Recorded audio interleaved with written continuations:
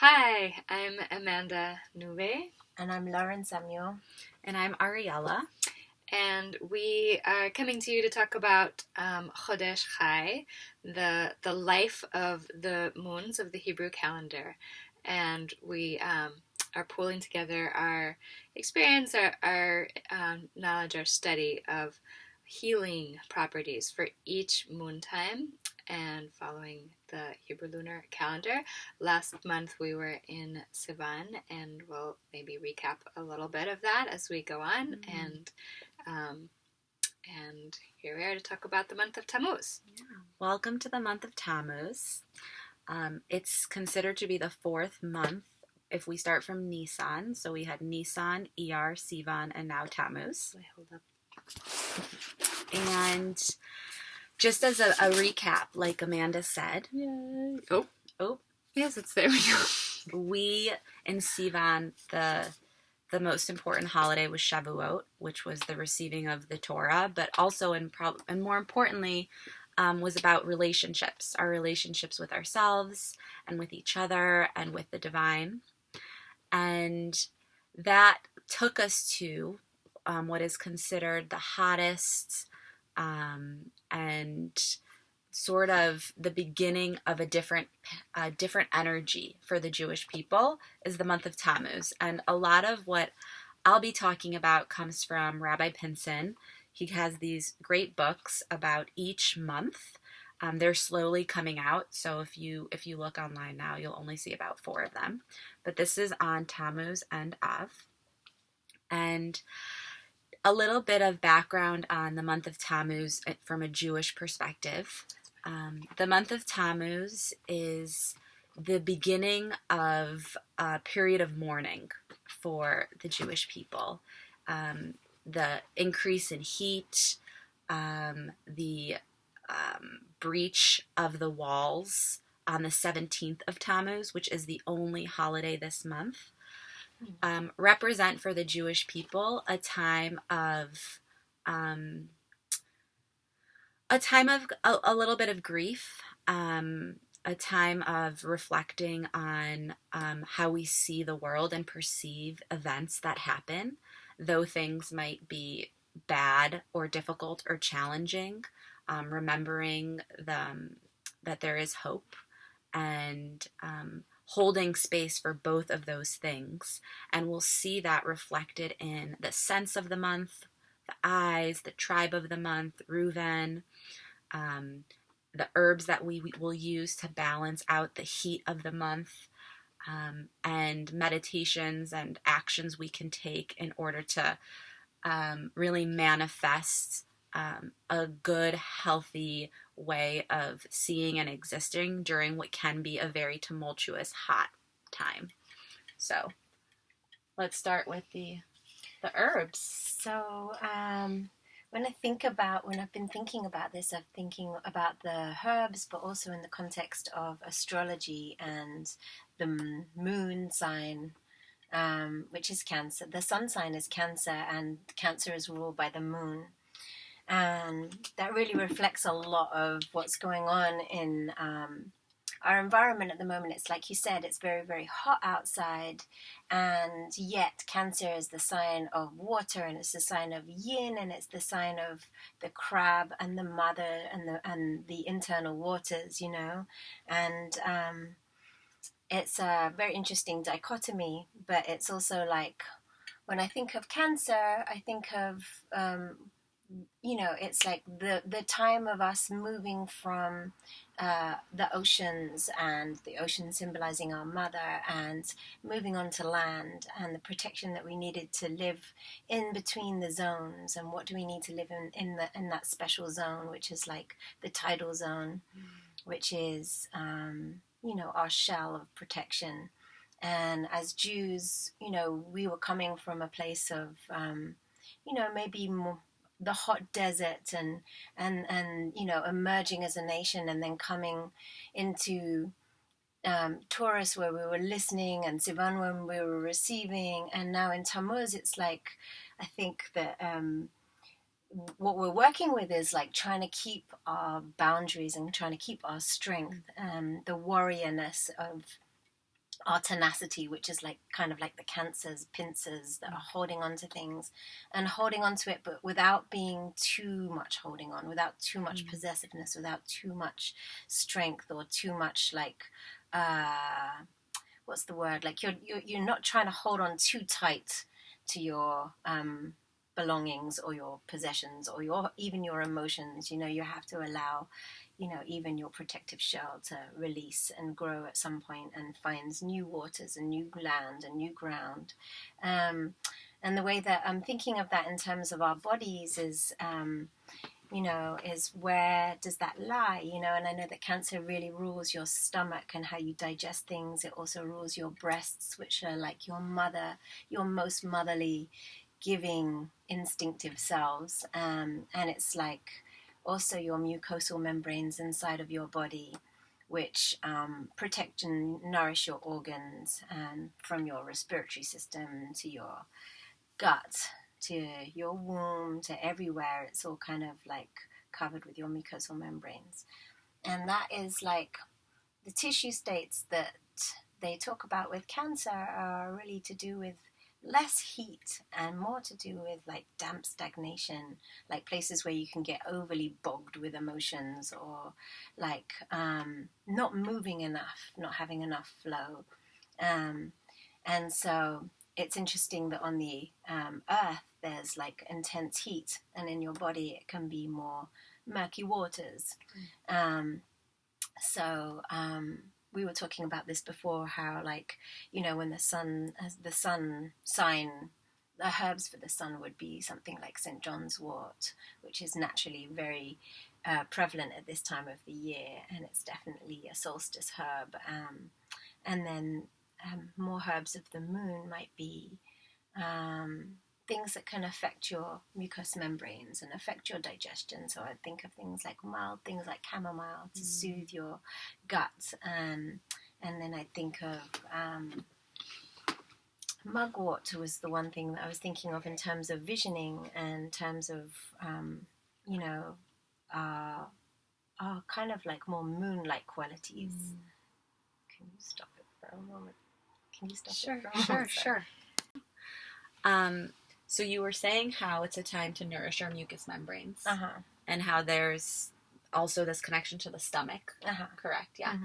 And I was thinking about how also this month, because of the heat, we talk about how our emotions can sort of run us wild in both great ways and scary ways. And a lot of times we talk about how what we eat and our microbiome and the foods in our bodies can impact our emotions. So in a way, by nourishing that mucous membrane, we are also nourishing our emotions, and sort of cocooning them and making sure that the passion and the heat is calmed by the cooling waters, and keep us a little bit more sane than we might become during this time. I love that. And I think that that reminds me of licorice root and on what this woman Miriam Maron was talking about in here. She was talking about how each moon has a herb that goes with it, and she was talking about frankincense and how frankincense like brings together all of the other aspects of the smoke and the incense in Judaism, in the temple. And licorice root is really something that does that in terms of our bodies. It brings together all the other herbs that we might be using and might harmonize it. And it also relates very much to our mucous membranes, because it's very demulcent. So it will work on soothing and cooling and nourishing those mucous membranes. And I mean, you were talking before about how there's a lot more, there can be a tendency to more emotion, whether it's violence or just like fullness around this sun time and this moon time. And one of the herbs I've been working with, and I don't know it too well, I used to take it years and years ago and just eat tons of this root and suck it out and suck the juices, and and it's a chorus calamus root, and it's really strong and really acrid, but it also feels like it really works on your digestive system, and it kind of grows in water, and it grows on the boundaries of the water. It's kind of like a reed, and so that one's been really calling me at the moment. It's really it seems like it clears your vision, and it clears your speech, and it grounds you, and so that's something that I've been working with, and I'm still learning about. Yeah, that's great. I know I've been trying to think about what goes into my little traveling medicine chest for going on the road. There's family trips, camping trips, and actually I'm going to be going to Israel. Awesome. And something I always bring with is something to help ground in the stomach while I'm traveling. So usually it's licorice root or Chinese curing pills, but maybe you can recommend. Calamus root. Calamus You know, root. people used to use it on long journeys in South America. They used to chew on the root, and it would they'd keep sucking out the liquid, and it's a really hard taste to get used to. But then they'd just be able to walk for much longer because it builds your stamina as well. Like coca leaf. Yeah, kind of like that. And it has had some talk about it being psychoactive, but not, you'd have to have a lot of that. Yeah, you'd have, and that's also like a cleanser, and you're in the boundaries, you know, you're in the waters and in the spirit world, you know, as well as the physical world. How do you navigate that land, and how do you keep your journey, you know? Yeah, even Moshe, they say that on the first day of Tammuz, that was when he struck the rock to get the water. And so even like the greatest leaders have issues with feeling grounded and like boundaries and emotions and that striking of the rock impacted the course of a lot of history. So yeah, I'm gonna bring us into what's the practice that we can do to embody these properties of this month, and what is a practice that can help us to see very clearly and see through the blinding heat of the moment. Whatever passions arise, is like we have all of this summer heat, and so it's kind of a way that people can go astray and follow what they see, the sights and the desires and the pleasure, and I definitely recommend you do that.